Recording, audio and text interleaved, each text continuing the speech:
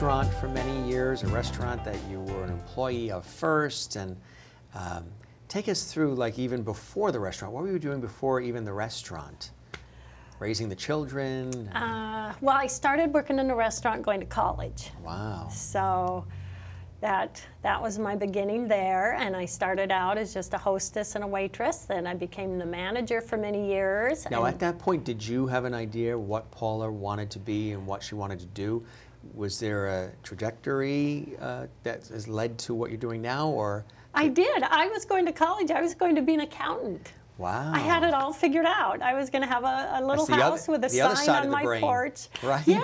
Right. And I ended up running the restaurant and then buying the restaurant, but the accounting came in handy. Sure. But I spent most of the time out with my customers and on the floor and did the bookwork. So it just shows, there you go. What direction, we never know what may open up. And did you dream of owning that restaurant, or it just happened to, I didn't in the beginning, but I fell in love with it. I did. I fell in love with it. What kind of restaurant was it? Yeah, Italian food. Ooh. You didn't bring any in your luggage, did you? Authentic Italian food. It was wonderful. Go to the West Coast for that, right? Yeah. So what experience, what did you learn from the experience of owning a restaurant? You're dealing with all kinds of personalities, all kinds of different people. People are coming to the restaurant not just for nourishment, but for an experience. They want their troubles left at the door. Sometimes they bring their troubles in the door. You deal with all types of people. So what was that, how did that restaurant experience enhance you and some of the work that you're doing now? It really helped me working with the public. You learn so much with that. You also learn to work under pressure. We're slow, we're slammed. You learn so much in that kind of situation. And then as I became a manager and the owner, you learn to work and be an employer. And I was very oriented that with the staff members, we're a team. We're a team in this business, and everyone benefits. And that really helped the restaurant be successful. And we loved the customers. I loved my customers so much. Yeah. So did you hang on to the restaurant? Did you sell the restaurant? I eventually sold it. That must have been it was tough. Like cutting my arm off. Like it was your baby. It was. It was. It was a big What decision. was the turning point for you to say, it's time to move on to do other things? Because you put so much of your blood, sweat, and tears and financial investment and your life into this restaurant. You know, I'd been working several years as a single mom. My husband had passed away due to health issues, and dealing with that and long hours, but the kids worked there with me, which made it fun. But then my brother passed away suddenly, and I just had to say, I need to relook at life a little bit. And maybe I should sell the restaurant. And I just kind of put that out there. And next thing I know, someone's offering me something. So I sold the restaurant. When you sold the restaurant, what were the sensations like for you? Was there any sense of relief? Burden put away? Was it burdensome? Was there fear of what do I do next? Was there joy? Or did you feel like it was a loss, grieving? Yeah. Well, at first it was like, okay, I'm going to have more time and more family time. And then it was like, literally, it was like I went through withdrawals because I'm such a people person, and I wasn't. And you were the star of the show. Everyone, people came to see you and as I much was like, as the oh food. my gosh. So I went and got myself a job as a receptionist for a builder company and just loved that. And then... When did the Reiki start to come in? Were you learning about Reiki and studying it and then becoming an expert at it during all this, or did this come later? And how were you introduced to it? It was during my time as a receptionist for this company, and I had a white German Shepherd that owned my heart, and she was very ill. And someone said to me, you should learn Reiki, and I'd never heard of it. So I started learning Reiki, and I fell in love with it. I just fell in love with it. What was it about Reiki that spoke to? It just, I've already been very connected and grateful spiritually, you know, believe in God, and that I was a miracle, meant to be here. And the Reiki actually even made that stronger. And then just it elevates us vibrationally. And then seeing what it does for others, being able to offer that to animals, to people, it just absolutely, I'm still in awe. I just think Reiki is wonderful. And I'm very big on the vibration level that we reside in. Anger, hatred, envy, those are low vibration energies. Love, compassion, caring, those are high vibration energies. So where we choose to reside energetically is what we're going to attract. It is. Can it change? Can we go from low to high, high to low, or is it something that goes up and down and doesn't stay fixed? Yeah, because we're humans, and because things happen, challenges come, and actually, you know, the anger can come in over something, and really that anger can be transformed. I'm angry about this, and that will make me stronger because let's say it's how someone's treated or something happens. Because I have love and compassion in me, that is going to make me a stronger force in doing something positive for what I'm upset with. That's incredible, huh? And when you can share that with other people, there's nothing better, right? Yeah. It's really amazing. I love it. So how long have you been doing Reiki? A long time now, right? 12 or 13 years now. For people that are watching this segment, how do you define what Reiki is? They may have heard of this phrase Reiki, but they're not clear on what Reiki does, how it works, and what some of the benefits are of it. Yeah. It's basically tuning into life force energy, and I kind of also see it as like a prayer modality. You just basically, when someone becomes a Reiki practitioner, it's through what's called an attunement, originally called initiation, and you just kind of activate this increased connection to energy flow that we already have. So let's say I'm offering Reiki to someone. I activate my Reiki. Reiki energy flows through us. Energy is around every one of us. And this energy comes through our palm chakras, our eyes, our breath, and you send that to the person you're offering Reiki to, and it helps physically, emotionally, raises their vibration, raises their immune system. And it's just, and we get healed too.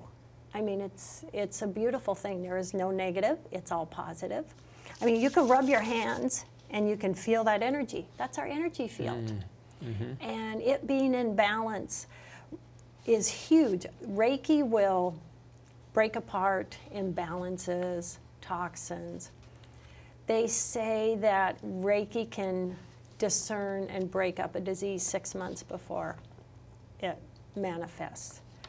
It's just, it does so many things, So what I've seen over the years. for our audience to sort of visualize it, are you sitting alone and is it thinking certain positive thoughts? Are there physical movements to it, sort of like Qigong or yoga or other different things? In terms of the application of Reiki, how does that work?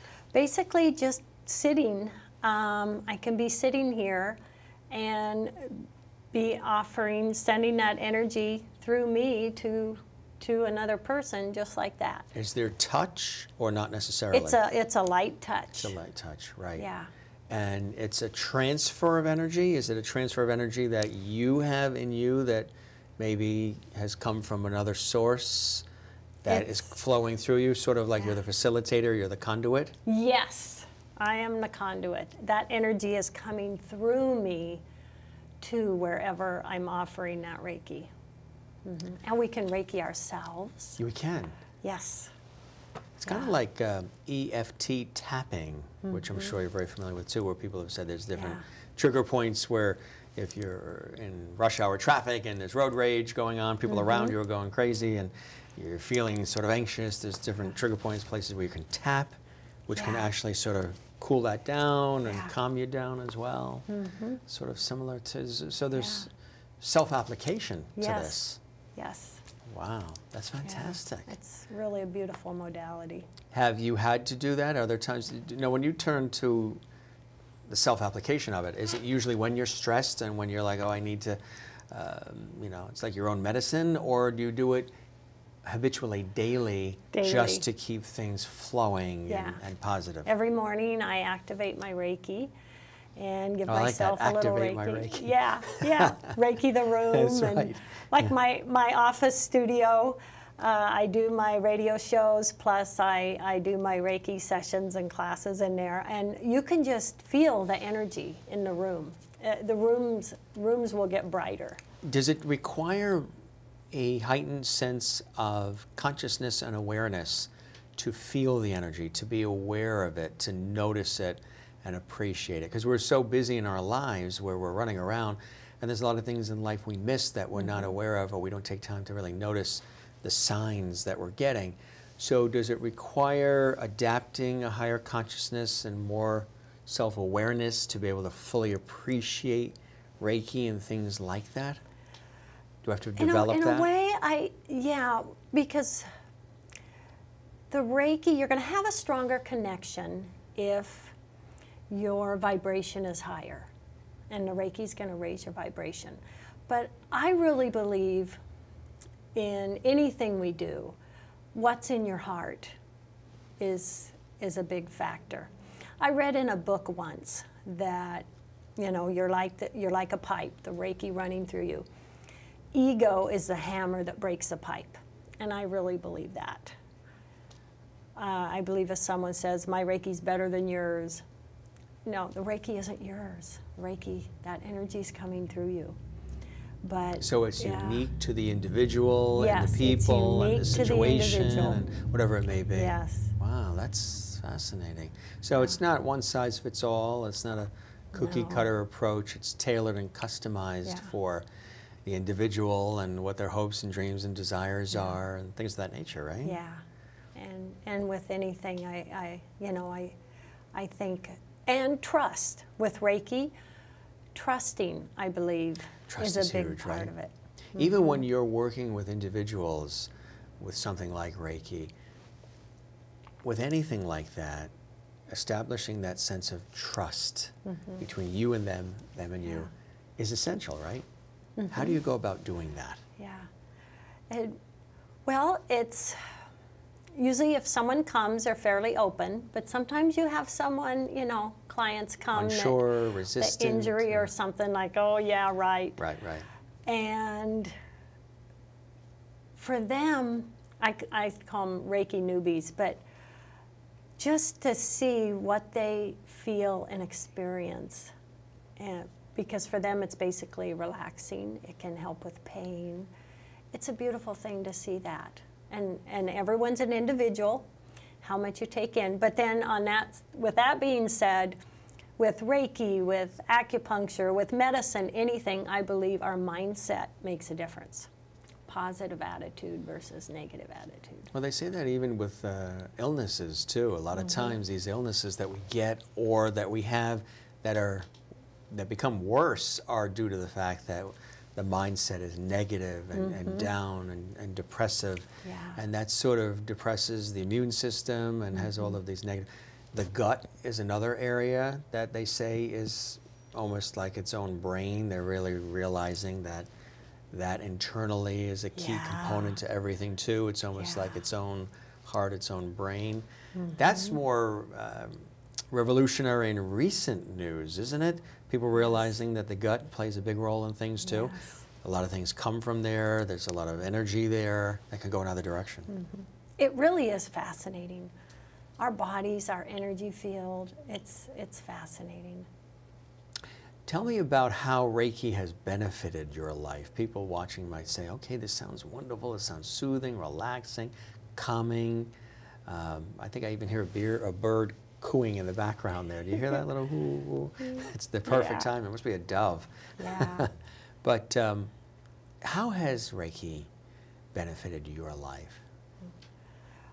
It's just been life-changing.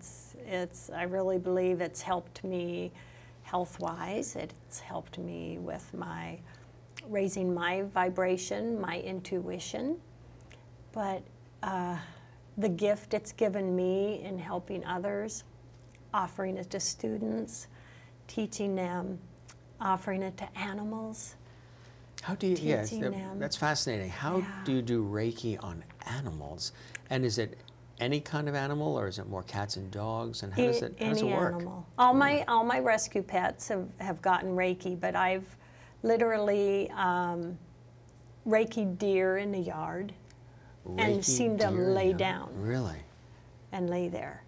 I mean, is that from a distance? All animals feel it, yeah. Really? From a distance, and they all feel it. And I have clients that bring their dogs and cats, and I had my first chicken this year. Someone brought a chicken. We gave Reiki to the chicken. But animals are very receptive to it? Yeah. That's fantastic. It's beautiful. So what are some other ways that it's benefited Paula's life? I think it's helping me to, health-wise. Are you more centered, more balanced? Vibrationally. More fulfilled? Yes. Yeah, absolutely more fulfilled. And the joy of bringing that in my life and having that to not only enhance my life but share with others has just been beyond words. You're also writing a book. Yes. Tell us about this exciting book that you have been working on, and possibly when folks watch this segment, the book may already be out. Yeah. But tell us about the book. What inspired you to want to write a book and put pen to paper? The book is called Why Am I So Happy? And interesting title. Yeah, inspired me to write that and have that title is because I've always been asked that. People have come up to you and said, Paula, why are you so happy? Yeah, are you so happy? The world is blowing up. What are you doing happy? Yes, and I've had to explain it. And it's not that I haven't had challenges, and I know everyone does, but I really, really in my heart believe happiness is a choice we make. That we can choose that direction. And, you know, with what we look at, what we're grateful for. And I just, over the years, with sharing that with people, I decided to write a book. And it's going to talk about a lot of different aspects of why we're not happy, why we want to be happy, things that can trigger different things, different emotional triggers. I mean, I'm really excited. Oh, yeah, it sounds fantastic.